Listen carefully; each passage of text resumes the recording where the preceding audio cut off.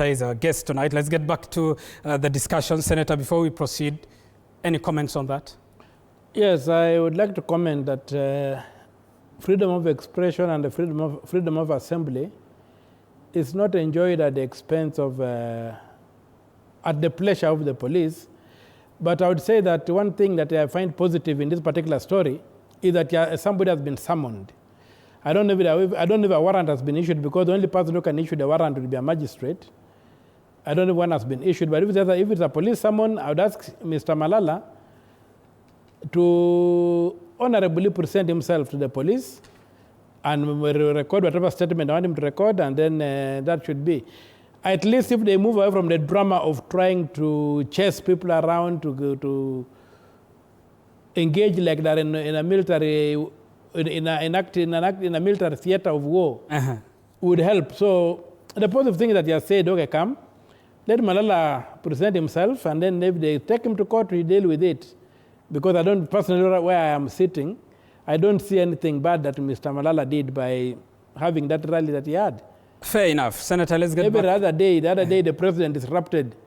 If you remember Nairobi here, when he went around with pickpockets, when he was leading a gang of pickpockets who were stealing from people, was it not President Ruto disrupting? What he did was than disrupt. He should have been arrested for carrying goons through the streets of Nairobi and the estates. Why wasn't Ruto summoned for parading goons in the street, in the city of Nairobi? So Malala just did a small thing in Kakamega. What Ruto did was much bigger. So if it's good for the gander, for the goose, it should be good for the gander. Fair enough, Senator. Let's get back to our discussion. You want to, I suppose, be the 6th president of the Republic of Kenya. 4 of your predecessors each at least had more than at least 1 term, 2 terms.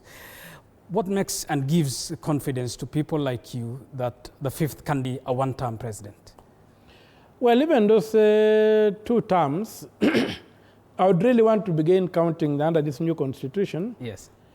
Even those 2 terms, you remember the first one, the 2nd term of Uhuru, got disbanded. I think it got disrupted to some extent by the Supreme Court judgment that nullified the results, which means that sometimes underhand deals are involved. My confidence is that if we are able to move these elections, to hold these elections according to the Constitution, and we terminate the presidential election at the constituency, there's no way Mr. Ruto can win. He can only win if he gets his way to Bomas. And are you doubting the possibility of the election being held as per the Constitution? It has never been. The presidential election has never been. Because, you know, we have got 2 distinct elections in Kenya. You have got the constituency, the 5 elections. If it's in the ward, there's the one in the constituency. Then there are the 3 in the counties. That's the women rep, the governor, and the Senate.